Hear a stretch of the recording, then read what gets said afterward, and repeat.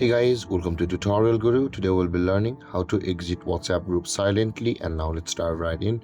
Now to exit your WhatsApp group silently, first open up your WhatsApp on your phone, and after that guys, go to the group from which you want to exit silently. And over here guys, this is the group from which I want to exit silently. Now in order to exit from that group, tap on the three dotted icon at the top right corner of the screen and tap on more.